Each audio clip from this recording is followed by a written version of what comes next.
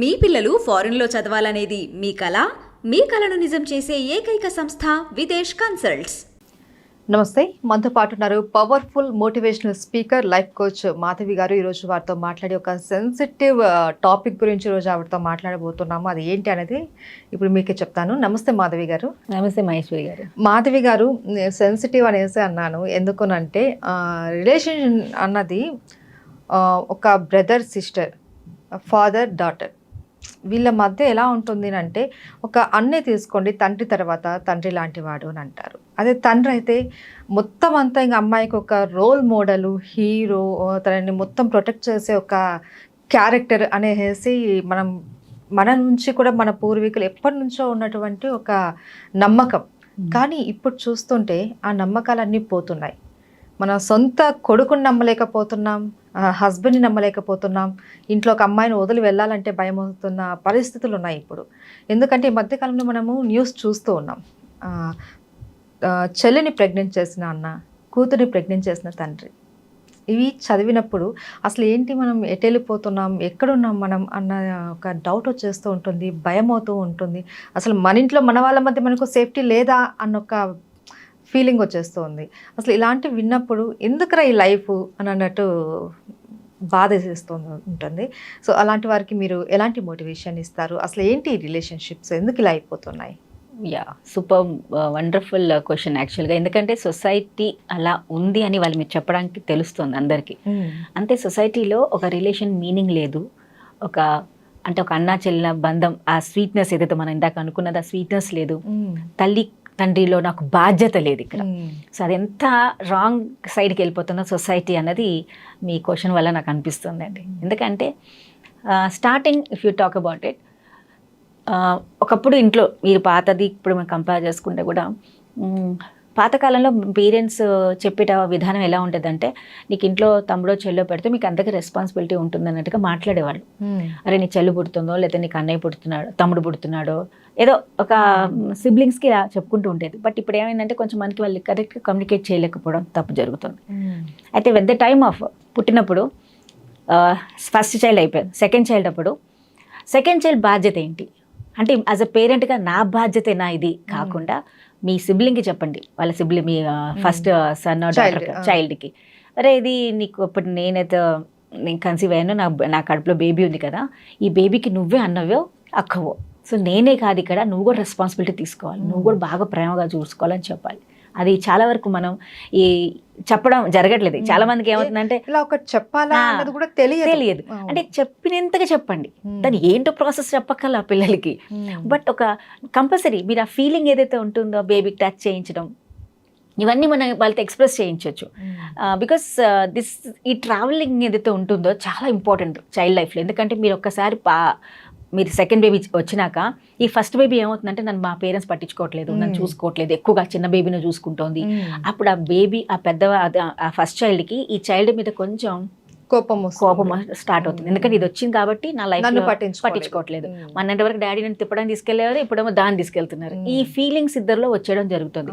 So mostly మీరు ఇందాక అనే దాంట్లో అన్న చెల్లి దాంట్లో కూడా మన ఏం చెప్తా అంటే, అన్నయ్యలకి ఒరే ఇప్పుడు నువ్వు చాలా రెస్పాన్సిబిలిటీగా తీసుకోవాలి, నువ్వే అన్ని చూసుకోవాలి అన్నది కూడా చెప్పే విధంగా చెప్పాలి. ఎక్కువగా వాడిని హీరోయిజంగా చూపించకూడదు అక్కడ.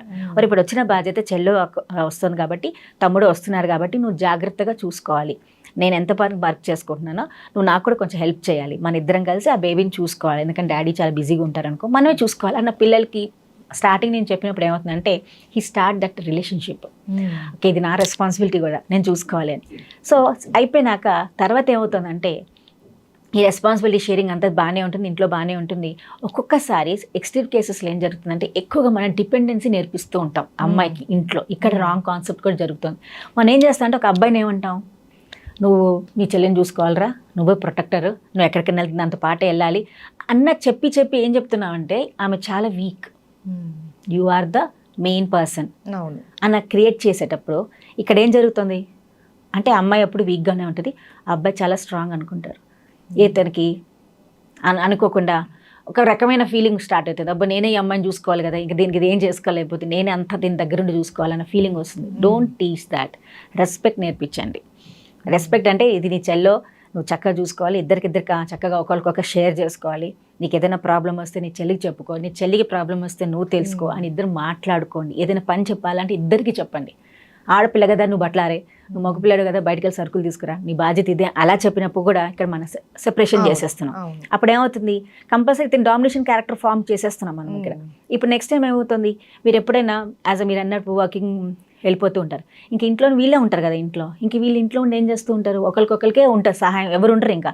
ఎందుకంటే దానికి అన్నిటికీ నువ్వు చెల్లిని చూసుకోవాలరా, ఇంట్లోనే ఉండాలి అలా అనేవరకు వీడికి ఒక రకంగా ఎక్కువ బాధ్యతగా ఫీల్ అయిపోతూ ఉంటారు. అనేవరకు ఏమవుతుంది, ఇక్కడ వీళ్ళ పిల్లలు ఏం చేస్తున్నారు, ఏం చూస్తున్నారు. చాలా వరకు పిల్లలు మీడియాలో చాలా వరకు రకరకాల ప్రోగ్రామ్స్ చూసుకుంటారు. టీవీలో మధ్య మనం సీరియల్స్ చూడండి ఎలా ఉంటున్నాయి, అసలు ఒక రిలేషన్షిప్ మీనింగ్సే ఉండవు, ఏవో చూపిస్తూ ఉంటారు.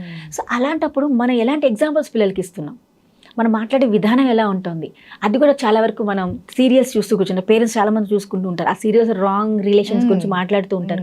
అది మాట్లాడినప్పుడు పిల్లలు కూడా వింటూ ఉంటారు, కానీ మనం పట్టించుకోం. ఎందుకంటే మనం పొద్దున వెళ్ళి ఆఫీస్కి వెళ్ళి ఇంటికి వస్తాం కాబట్టి ఏదో రిలాక్సేషన్ అవడానికి టీవీ పెట్టుకుంటాం. అక్కడ మాట్లాడే విధానం ఎలా ఉంటుంది, వాళ్ళు ఎలాంటి రిలేషన్షిప్ మాట్లాడుతున్నారు, కరెక్ట్గా మాట్లాడుతున్నారా లేదా, ఆ రాంగ్ థింగ్ కూడా మనం ఇన్పుట్ చేస్తున్నాం పిల్లలకి.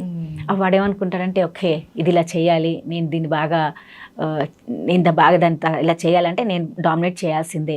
సో అమ్మ సపోర్ట్ చేస్తుంది, డాడీ టీవీ ఇలాంటి చాలా సపోర్ట్ చేసుకుంటున్నారు కాబట్టి మేము కూడా ఇలా చేయొచ్చు అన్న ఫీలింగ్ పిల్లల్లోకి తీసుకురావడం జరుగుతుంది.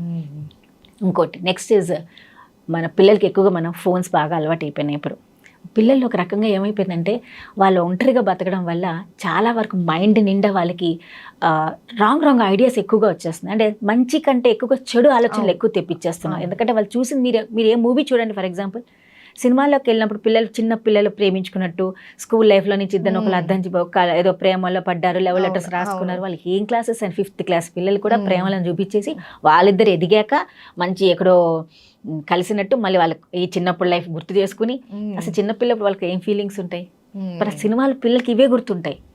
అంటే ఒరే ఒక అమ్మాయి అబ్బాయి అంటే ఇవే ఉంటాయి, అంటే ప్రేమలే ఇంకేం ఉండవు అంతే తప్ప. అయ్యాక when they enter into the లాస్ట్లో మంచి నీతి చూపిస్తారు. అరే నువ్వు చిన్నప్పటి నుంచి తప్పు చేసావు నువ్వు సక్సెస్ కాలని లైఫ్, అవి ఎవ్వరు పట్టించుకోరు. ఈ చిన్నప్పుడే కనెక్టివ్గా ఉంటుంది. అది ఎక్కడ చూపిస్తారు పిల్లలు, అది చూసాక ఇంట్లోనే చూపించగలుగుతారు. అంటే వాళ్ళకి ఇంట్లో దగ్గరగా ఈజీగా దొరికేది, వాళ్ళకి ఆ రిలేషన్ మీనింగ్స్ తెలియట్లేదు కదా, మనం చెప్పట్లేదు, ఆ బాధ్యత చూపించట్లేదు వాళ్ళకి. వాళ్ళిద్దరిని మనం డిస్క్రిమినేట్గా పెంచుతున్నాం. అమ్మాయి అంటే ఇలాగే ఉండాలి, అబ్బాయి ఇలాగే ఉండాలని పెంచుతున్నాం. దీన్ని తప్పు ఎక్కడ చేస్తున్నాం, సొసైటీయే చేస్తాం. Let them respect each other. ఒకరినొకరు రెస్పెక్ట్ చేసేటట్టుగా పెంచండి, ఇద్దరికి పనులు నేర్పండి, ఇద్దరిని ఒకరికొకరు బాధ్యత తీసుకున్నట్టుగా పెంచండి.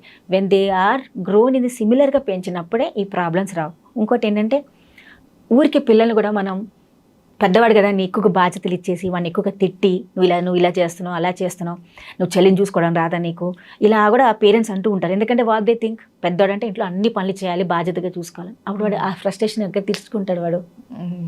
వీకెవరు ఇంకా చెల్లెలు అంతే కదండి. ఇప్పుడు మీరు ఏ రిలేషన్లో కూడా చూసుకొని ఎవరైతే వీక్గా కనపడతారో మనం అక్కడే చేయగలుగుతాం. తనకు వచ్చిన ఇన్ఫీరియారిటీ కాంప్లెక్స్, తనకు వచ్చిన ఫ్రస్ట్రేషన్, ఈ బాధ్యతలు అన్నీ అనేస్తున్నారు.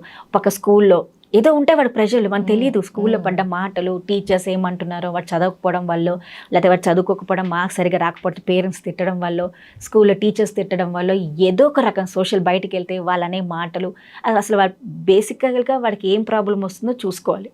ఎందుకంటే మనం అబ్బాయి తప్పు చేసామని అంటున్నాం కానీ ఎందుకు చేశాడో మనం ఫస్ట్ గమనించాలి.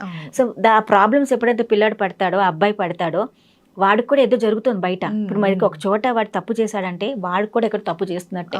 ఆ సోషల్గా వాడు ఆ స్కూల్లోనో వాడు వెళ్ళిన ఎన్విరాన్మెంట్లో వాడికి ఏమైనా తప్పు జరుగుతుందా, వాడిని ఎవరైనా తప్పుగా మాట్లాడుతున్నారా, లేకపోతే ఇంట్లోనే చుట్టాలన్నా లేకపోతే ఫ్యామిలీ పీపుల్ అయినా తక్కువగా మాట్లాడుతున్నారా, వాడిని ఎక్కువగా ఇన్ఫీరియారిటీగా చూస్తున్నారా, అబ్యూస్ చేస్తున్నారా, వాడిని కూడా మాటలతో బాధ పెడుతున్నాడా, సైకలాజికల్గా వాడు బాధపడుతున్నాడేమో.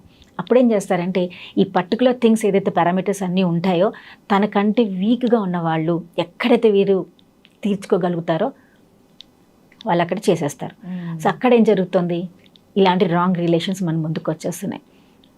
సో జరిగినప్పుడు సో ఇంట్లో నుంచి అసలు మీ పిల్లల బిహేవియర్ మారుతుంది, అవునా కదా, మీ అమ్మాయి బిహేవియర్ మీ అబ్బాయి బిహేవియర్ మారుతుంది ఒక పేరెంట్గా మనం తెలుసుకుంటాం. అలాంటప్పుడు కూర్చోపెట్టి మాట్లాడండి, ఎందుకు ఇలా జరుగుతుంది, ఎందుకు ఇట్లా బిహేవ్ చేస్తున్నావు, నిన్న వరకు ఇలా లేవు, అది ఇప్పుడు ఎందుకు జరుగుతున్నావు. ఎందుకంటే మనం గమనించాం, మనకి ఎందుకంటే మనం బిజీ లైఫ్లో ఉంటాం కాబట్టి పిల్లలు పొద్దున్నే లేచాం, బాక్స్లు ఇచ్చాం, నైట్ వచ్చాం, వాళ్ళు తిన్నాం పెట్టాం అంతేగాని గమనించట్లా. బట్ ఇద్దరు ఇంట్లో ఉంటుంటే వాళ్ళు ఏం ఫీల్ అవుతున్నారు, ఎలా జరుగుతుంది, మీ అమ్మాయితో మాట్లాడండి, వాడితో మాట్లాడండి, ఏం జరుగుతుంది. కానీ మనకు ఆ సమయం లేదు పేరెంట్స్, మీరు అన్నట్టుగా జాబ్ హోల్డర్స్కి.